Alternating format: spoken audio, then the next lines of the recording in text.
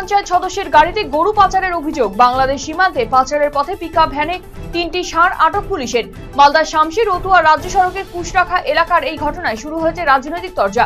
পুলিশি অভিযানের সময় পালিয়ে যায় পিকআপ ভ্যানের চালকের খোঁজে তল্লাশি করার পাশাপাশি গোটা ঘটনা তদন্ত শুরু করেছে পুলিশ। হাতে আর মাত্র 2 মাস বাকি, তারপরেই ঢাকে পড়বে কাঠি, মা আসবেন মর্তধামে। রায়গঞ্জ তথা জেলার বিগ বাজারের পুজোগুলির মধ্যে অন্যতম হল সুদর্শনপুর সার্বজনীন দুর্গোৎসব কমিটির পুজো। এবারে তাদের পুজো 75তম বর্ষে পদার্পণ করলো। সোমবার খুঁটি পুজোর আয়োজন করা হয় পুজো প্রাঙ্গণে। ঢাক এবং পুরোহিতের মন্ত্রোচ্চারণের মধ্যে দিয়ে সম্পন্ন হয় পুজো। আগামী 9 আগস্ট দিনটি জাতীয় ব্যবসায়ী দিবস হিসেবে পরিচিত। রায়গঞ্জ মার্চেন্ট অ্যাসোসিয়েশনের উদ্যোগে দিনটিকে যথাযথভাবে পালন করা হবে। এই বিষয় নিয়ে সোমবার রায়গঞ্জে সাংবাদিক বৈঠক করেন মার্চেন্ট অ্যাসোসিয়েশনের কর্মকর্তারা। শহর পরিচ্ছন্ন রাখতে রাত্রিকালীন সাফাই পরিষেবার সূচনা করল পুরাতন মালদা পুরসভা। এদিন এই পরিষেবার সূচনা অনুষ্ঠানে উপস্থিত ছিলেন পুর চেয়ারম্যান কার্তিক ঘোষ সহ অন্যান্য কাউন্সিলরেরা।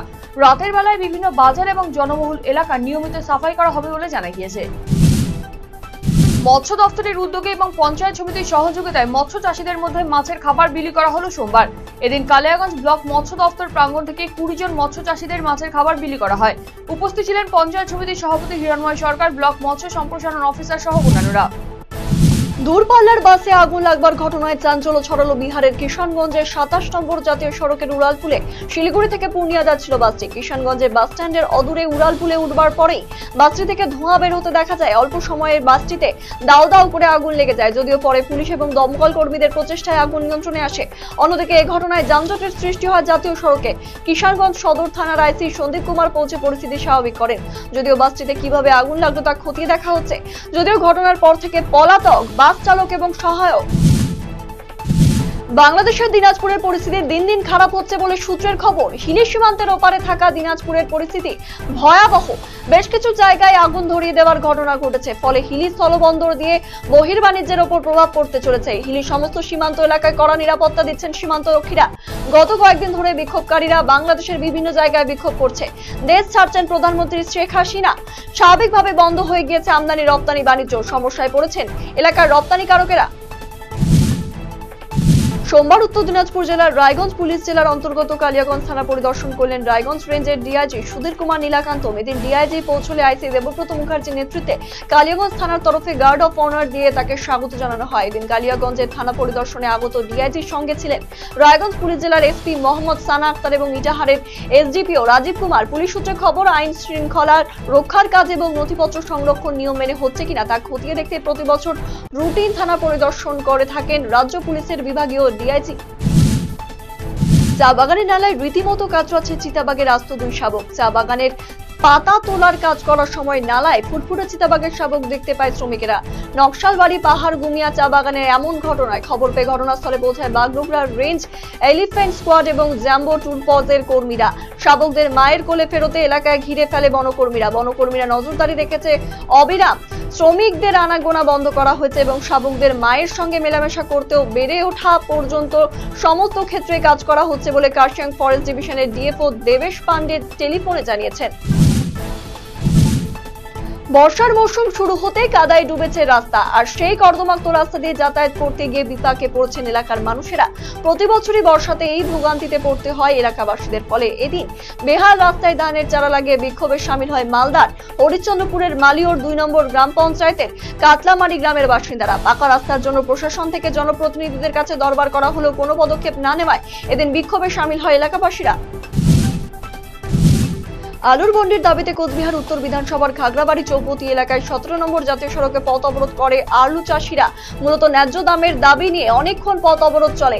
অবরোধের কারণে তীব্র যানজটের সৃষ্টি হয়। তাদের দাবি, জেলা শাসক ঘটনাস্থলে এসে না কথা বলা পর্যন্ত তাদের এই আন্দোলন চলতে থাকবে। নকশালবাড়ি শান্তিনগরে এক অজ্ঞাত পরিচয় ব্যক্তির মৃতদেহ উদ্ধারের ঘটনায় চাঞ্চল্য ছড়ালো সোমবার। শান্তিনগরের সার্ভিস রোডের ফুটপাতে এক ব্যক্তির মৃতদেহ পড়ে থাকতে দেখেন স্থানীয়রা। পরে খবর পেয়ে নকশালবাড়ি থানা পুলিশ মৃতদেহ উদ্ধার করে ময়নাতদন্তের জন্য উত্তরবঙ্গ মেডিকেল কলেজ হাসপাতালে পাঠায়। রাজবংশী ঐক্য মঞ্চের পক্ষ থেকে মাথাভাঙায় প্রতিবাদ এবং ধিক্কার মিছিল মহকুমা শাসকের স্মারকলিপি প্রদান করা হলো সোমবার। কোচবিহার পঞ্চানন বর্মা বিশ্ববিদ্যালয় উপাচার্য গালিগালাজ এবং জাততুল অপমান করায় প্রতিবাদে এদিনের কর্মসূচি গ্রহণ বলে জানা গিয়েছে। এদিনের প্রথমে মাথাভাঙা পঞ্চানন স্মৃতি ভবনের সামনে জমায়েত হন সংগঠন নেতৃত্ব এবং সদস্যরা। তারপর মিছিল শুরু করে পুরো মাথাভাঙা শহর পরিক্রমা করে মহকুমা শাসকের দপ্তরের সামনে আসে। মহকুমা শাসকের দপ্তরের সামনে এসে বিক্ষোভ দেখিয়ে মহকুমা শাসকের স্মারকলিপি দিয়েছেন তারা। হিলি সীমান্তের ওপারে উত্তেজনা, ভাঙচুর বিক্ষোভকারীদের ঘটনা, নিরাপত্তা আঁটোসাঁটো করল বিএসএফ। সোমবার দক্ষিণ দিনাজপুরে হিলি স্থলবন্দর দিয়ে অনেকেরই ফেরার কথা ছিল, কিন্তু সারা দেশের বিক্ষোভ পরিস্থিতি রেশ এসে পৌঁছলো হিলি সীমান্তের ওপারে। দেখা গিয়েছে বিক্ষোভকারীরা বাংলাদেশ সীমান্তে ভাঙচুর চালাচ্ছে, ফলে পর্যাপ্ত পরিমাণ বিএসএফ মোতায়েন করা হয়েছে। জন্মের সময় সুস্থ স্বাভাবিক থাকলেও 10 বছর বয়স থেকে ধীরে ধীরে কমতে থাকে হাঁটাচলা ক্ষমতা। একই জটিল রোগে আক্রান্ত 3 সন্তান, দুরারোগ্য ব্যাধিতে আক্রান্ত 3 সন্তানের চিকিৎসার খরচ জোগাতে হিমশিম খাচ্ছে গাড়ি চালক বাবা। চিকিৎসার অভাবে একটু একটু করে ছেলেদের শারীরিক পরিস্থিতি অবনতি দেখছেন শহীদুল এবং সুরেজা। ভেলোর বা বাইরে কোথাও চিকিৎসা করাতে পারলে হয়তো অবস্থার পরিবর্তন হতো, কিন্তু অনটনের সংসারে কোথা থেকে সেই অর্থের সংস্থান ঘটবে তা নিয়ে দুশ্চিন্তায় রয়েছে দম্পতি। অনুমোদন না নিয়ে চলতো উত্তরবঙ্গ বিশ্ববিদ্যালয় আইন বিভাগ। 2011 সাল থেকে আজ পর্যন্ত অনুমোদন ছাড়াই চলছিল এই বিভাগ। অনুমোদনের দাবিতে বিক্ষোভে আইন বিভাগের শিক্ষার্থীরা। সম্প্রতি আইন বিভাগ থেকে এক শিক্ষার্থী বিহার বার কাউন্সিলে ভর্তি হতে গিয়ে আটকে যায়। এরপর বিশ্ববিদ্যালয়ের বিরুদ্ধে জলপাইগুড়ি সার্কিট বেঞ্চে মামলা দায়ের করেছে শিক্ষার্থী। এই দিন আইন বিভাগের শিক্ষার্থীরা মিলিত হয়ে বিশ্ববিদ্যালয়ের ঢিলেমির বিরুদ্ধে ক্ষোভ প্রকাশ করেছেন। গাজল থানার আইসির মারফত রাষ্ট্রপতি দ্রৌপদী মুর্মুকে স্মারকলিপি প্রদান করল আদিবাসী ঝাড়খণ্ড কিষাণ পার্টি এবং আদিবাসী সেঙ্গেল অভিযান। সোমবার দলীয় কার্যালয় থেকে একটি বিক্ষোভ মিছিল বের হয়ে গাজল থানার সামনে এসে জমায়েত হয়। সেখানে থানার বাইরে বিক্ষোভ কর্মসূচির পর দাবিপত্র ভারতের রাষ্ট্রপতি দ্রৌপদী মুর্মুর নিকট পাঠানো হয় আইসির মাধ্যমে। কোচবিহারের বামনহাটে অবৈধ মদের ঠেক ভাঙল তৃণমূল কংগ্রেস নেতৃত্ব। সোমবার দুপুরে দিনহাটা 2 নম্বর ব্লকের বামনহাট 1 নম্বর গ্রাম পঞ্চায়েতের বামনহাট বাজার এবং বাজার সংলগ্ন এলাকায় অভিযান চালায় তৃণমূল কংগ্রেস নেতৃত্ব। উপস্থিত ছিলেন দিনহাটা 2 নম্বর ব্লক তৃণমূল কংগ্রেস সভাপতি দীপক ভট্টাচার্য ছাড়াও অঞ্চল তৃণমূল কংগ্রেস নেতৃত্ব এবং মহিলা তৃণমূল কংগ্রেসের কর্মীরা।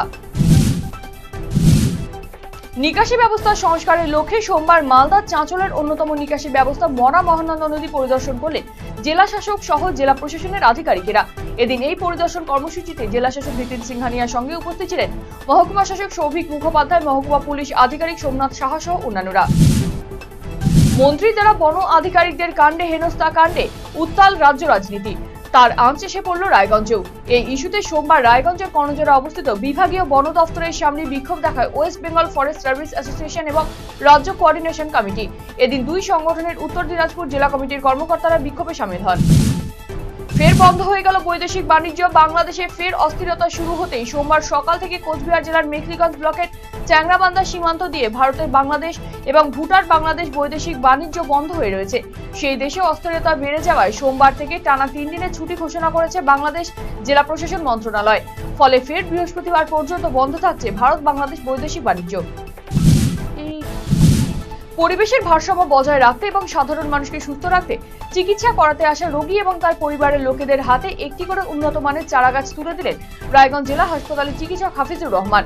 সোমবার ইটাহারে তার কাছে চিকিৎসা করাতে আসা সকলকে গাছ লাগানোর পরামর্শ দেন তিনি। কালিয়াগঞ্জে পাকা নর্দমা নির্মাণের দাবিতে সরব হলো ডিওয়াইএফআই। সোমবার বিকেলে এই ইস্যুকে সামনে রেখে পথসভার আয়োজন করে তারা। কালিয়াগঞ্জের মনমোহন স্কুল সংলগ্ন বাঁশতলা মোড় থেকে শিমুলতলা মোড় পর্যন্ত বেহাল রাস্তা সংস্কার এবং নিকাশি নালা নির্মাণের দাবিতে পথসভায় বক্তব্য রাখেন ভরতেন্দ্র চৌধুরী, মনোরঞ্জন পাটাবাড়ি সহ অন্যান্যরা।